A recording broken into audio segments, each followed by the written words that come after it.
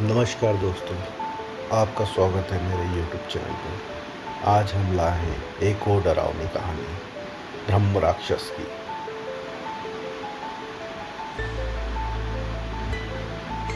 रात 3 बजे पीपल के पेड़ का ब्रह्म राक्षस,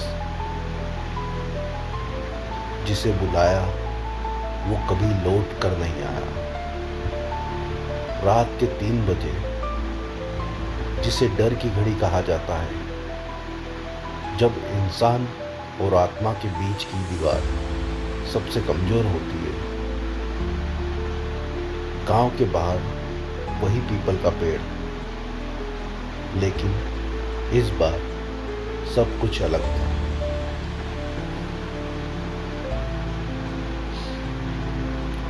उस रात पेड़ किसी को बुला रहा था। चलिए कहानी शुरू करते हैं। राहुल अपने कमरे में सो रहा था। तभी अचानक उसका फोन अपने आप ऑन हो गया। स्क्रीन पर सिर्फ एक मैसेज था, आओ मैं इंतजार कर रहा हूँ, नंबर अननोन। राहुल का दिल तेजी से धड़कने लगा, लेकिन जैसे किसी ने उसे कंट्रोल कर लिया। वो उठकर सीधे उस पेड़ की तरफ चल दिया।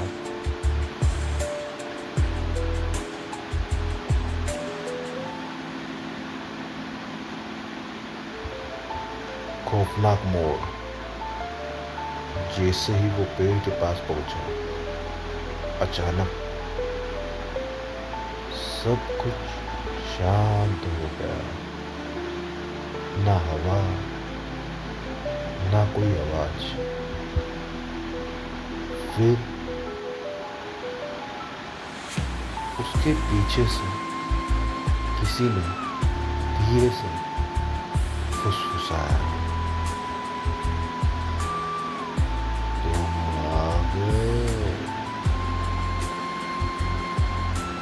राहुल ने धीरे धीरे पीछे मुड़कर देखा,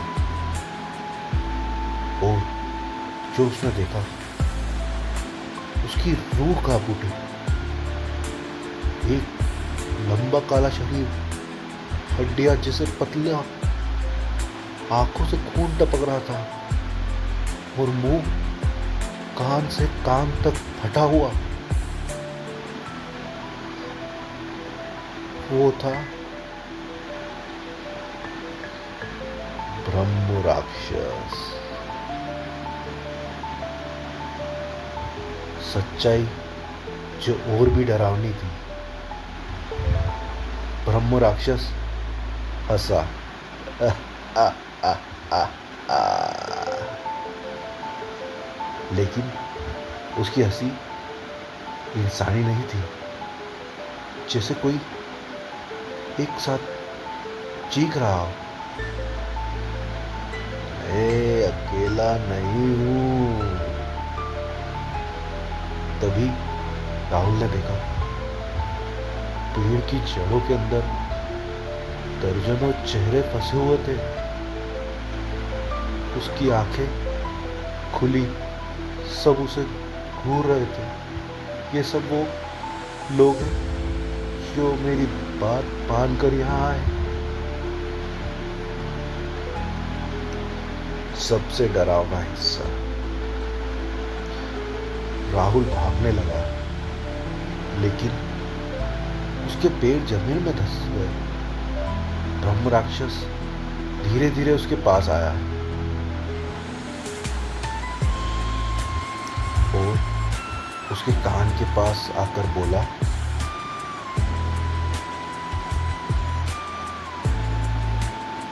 अब तुम भी यहीं रहोगे।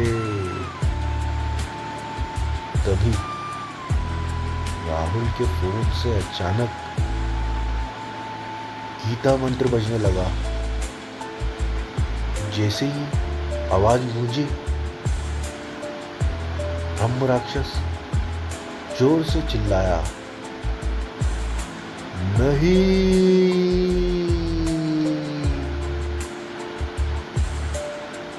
पेड़ कांपने लगे, आसमान लाल हो गया और एक एक करके वो चेहरे गायब होने लगे।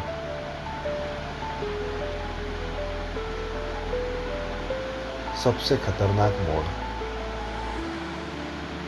अगली सुबह गांव वाले उस पेड़ के पास पहुंचे। वहां राहुल बेहोश पड़ा था, लेकिन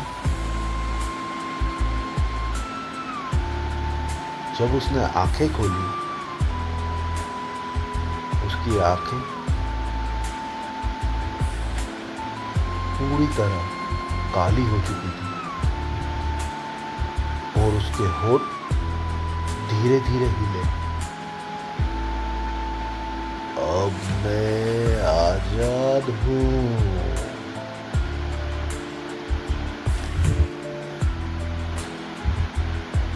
कहते हैं